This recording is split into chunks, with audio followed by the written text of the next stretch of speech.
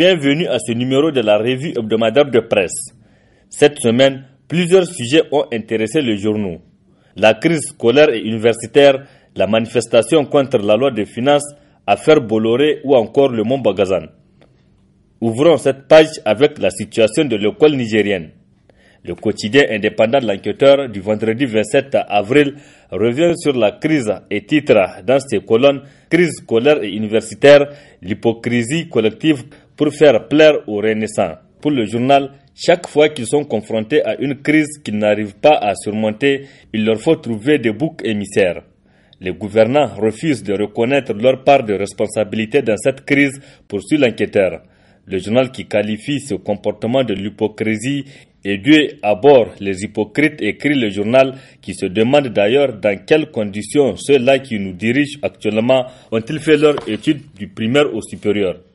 N'est pas l'État qui a financé sans résigner sur les moyens, s'interroge l'enquêteur. Pour ce journal, la militarisation des établissements publics du secondaire par le gouverneur de Niamey n'est pas la solution idoine pour la résolution de la crise.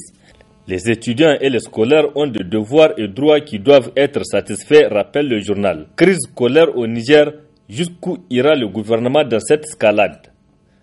C'est la principale question que se pose le courrier pour ce journal pour mettre un terme à la descente aux enfers de l'école nigérienne, situation dont il est le plus comptable. Le gouvernement a résolument tourné le dos à tout compromis avec l'Union des scolaires nigériens USN, à qui il est déterminé à mettre au pas. Avec le mot d'ordre de grève illimitée décidé par l'USN, ajoute le courrier, choqué de constater que le gouvernement veut régler le contentieux par la force, le gouvernement vient de répliquer avec une batterie de mesures visant à échouer la fatwa des étudiants. Une situation qui a amené le nouveau républicain à écrire à sa une « Gouverner plus avec la tête et le cœur qu'avec le bâton ». Le journal rappelle « On parle de l'extrémisme des uns sans évoquer l'intransigeance des autres ». Or, précise le nouveau républicain, ces deux postures mènent inévitablement à l'affrontement. On vante des réalisations pendant que l'éducation, colonne centrale de l'édifice national, s'effondre. On parle de renaissance alors que le cœur de ce mouvement, le savoir, s'arrête de battre. La confrontation aurait-elle pu être évitée? Pour ce journal, lorsqu'on dirige les hommes, quand on est placé à la tête d'un pays ou d'un État, écouter et dialoguer deviennent des méthodes de gouvernement. L'écoute et le dialogue doivent être ouverts non pas à quelques-uns, mais à tous, suggère le journal. Et si l'écoute et le dialogue ne sont pas des panacées dans le domaine politique, autrement dit, s'ils ne peuvent pas résoudre tous les problèmes et tous les conflits, ils peuvent au moins prévenir, pense le journal. Toujours sur le front social, le quotidien indépendant du jeudi 26 avril titre à sa une « Lutte citoyenne contre les mesures antisociales, la société civile décide d'innover ». Le gouvernement a du grain à moudre. L'enquêteur nous apprend que le cadre de concertation d'action citoyenne de la société civile a décidé de changer de stratégie dans son combat contre les mesures antisociales portées par la loi de finances 2018. À travers cette stratégie, selon le journal, la première activité phare à laquelle le cadre convie les citoyens consiste en un sit-in le vendredi juste après la grande prière. La deuxième innovation sera expérimentée samedi 28 avril par la diaspora nigérienne à travers les 4 coins du monde. L'organisation des prières collectives simultanées suivie de l'invocation de la Doua Hasbanallah dans les 8 régions du pays. Vraiment, le gouvernement a désormais de gros grains à moudre. S'il parvient à interdire le sit-in, il lui serait en tout cas difficile d'empêcher la prière collective, note l'enquêteur. Ce même journal nous parle de la déclaration des biens des chefs de l'État et déclare « il souffre plus riche qu'il ne le déclare ». Selon le journal, entre la déclaration initiale de 2011 et celle de 2018, l'inventaire des biens du président de la République suscite bien d'interrogations au sein de l'opinion nationale. Pour d'aucuns, il y a un doute sérieux quant à l'exhaustivité, l'exactitude et la sincérité de cette déclaration. Le journal nous rappelle que le 11 avril 2011, la valeur totale de ces possessions s'élevait alors à 530 millions de francs CFA. En 2018, avec la mise à jour de la fameuse déclaration, donne la somme d'1 224 545 798 francs CFA comme étant le montant total des biens en possession du président de la République. une augmentation de 694 545 798 francs CFA sur 7 ans, précise le journal, qui conclut que la fortune d'Issoufou Mahamadou progresse annuellement de 9 922 828 francs CFA. Sacré Niger, s'exclame l'enquêteur. Élection présidentielle de 2021, l'agenda plausible d'Issoufou. C'est le seul titre, en gros, du bi-hebdomadaire L'événement. Le journal rapporte qu'au fur et à mesure qu'on s'approche de la date butoir de l'échéance précitée et au regard des agissements de nature stalinienne que pose l'intéressé, l'on est en droit de s'interroger si l'homme de parole qui n'a pas tenu parole tout au long de ces 2 mandats n'a pas un agenda caché. Pour l'événement, 3 hypothèses sont plausibles. D'abord, celle de la modification de la Constitution en remplaçant le régime semi-présidentiel en régime présidentiel auquel il ne serait pas lié. Soutenir la candidature d'un homme demain à l'image de Poutine et Dimitri Medvedev en 2008 ou scénario à la Kabila en RD Congo.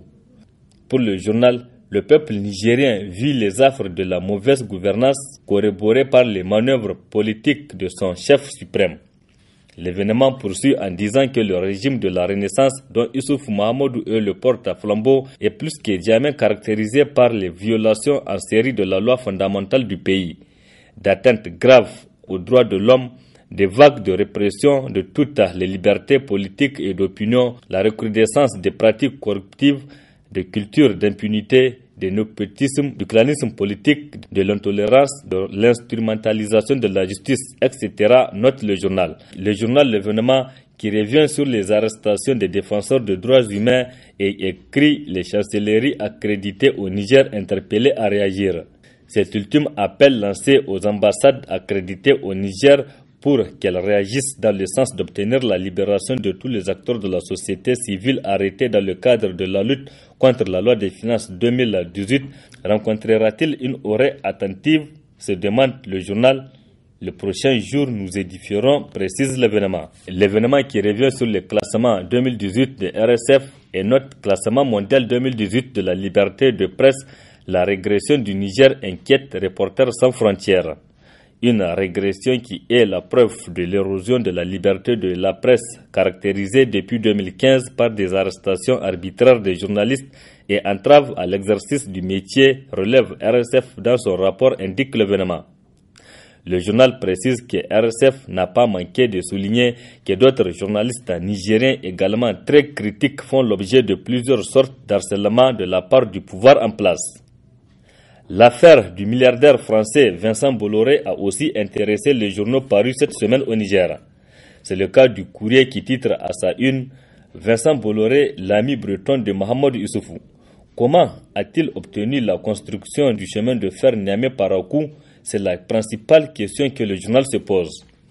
Alors que Vincent Bolloré, l'homme d'affaires breton, est placé en garde à vue pour soupçon de corruption d'agents publics étrangers dans des affaires de construction portière, des questions fusent du côté de Niamey quant aux conditions dans lesquelles le groupe Bolloré a réussi à faire main basse sur le tronçon Niamey-Parakou de la boucle ferroviaire.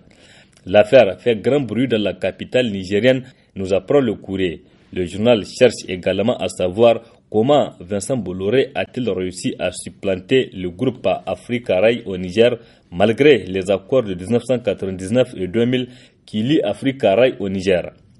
Y aurait-il là aussi des soupçons de corruption d'agents publics comme au Togo et en Guinée, s'interroge le Courrier. Le journal s'est intéressé également à l'ancien avion présidentiel et titre Mon Bagazan, vendu à un sans visage et pour un montant inconnu des Nigériens.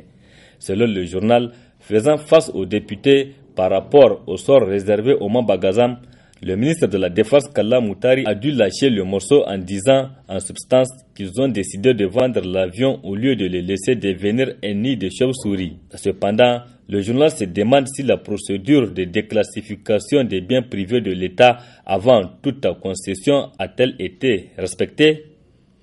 Une autre affaire traitée par le Courrier, c'est celle de Bakary Seydou et compagnons incarcérés dans des prisons depuis près de 2 ans. Pourquoi le dossier n'avance pas après plus de 700 jours de détention?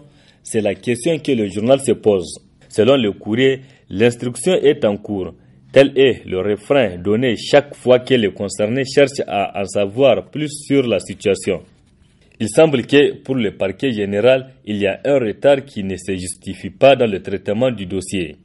Un véritable camouflet pour celui qui avait en charge le dossier, le doyen de juge d'instruction, rapporte le journal. Toujours selon le Courrier, présentement, le comptable est à liberté provisoire ainsi que les ordonnateurs qui ne sont d'autres que le donateur, Union européenne, Banque mondiale ou leurs représentants. Ces dernières ont d'ailleurs salué la qualité du travail de Bakary, note le journal. Pour le moment, on attend de voir la suite qui sera donnée à cette affaire, conclut le Courrier. Dans sa rubrique pêle-mêle, le Canard en furie s'est intéressé sur la vue du parti MNSD Nassara et il écrit « MNSD Nassara, Seyni Oumarou contrôle-t-il réellement le parti ?» avec un point d'interrogation. Selon le Canard en furie, Seyni Oumarou s'est trouvé en France une semaine avant le 27e anniversaire du MNSD Nassara. Selon toujours ce journal, Seyni ne contrôle plus rien dans le parti et que tout se passe par-dessus sa tête. C'est le secrétaire général du parti qui serait le véritable patron du parti, écrit le Canard en furie, qui rapporte que même sur la question de la nomination des conseillers spéciaux à la présidence de la République, les concertations étaient faites avec Tijani Abdelkaderi et non avec Seyni Oumarou, précise le journal. Selon toujours ce journal, Seyni Oumarou aurait rencontré Hama Amadou durant son séjour parisien par rapport à la situation politique, économique et sociale du pays. Cette rencontre avec Hama aurait été fructueuse entre les deux anciens amis qui seraient en passe de se retrouver à nouveau pour un nouveau départ, indique le journal. Rendez-vous, plaise à Dieu, à la semaine prochaine avec toujours le même plaisir.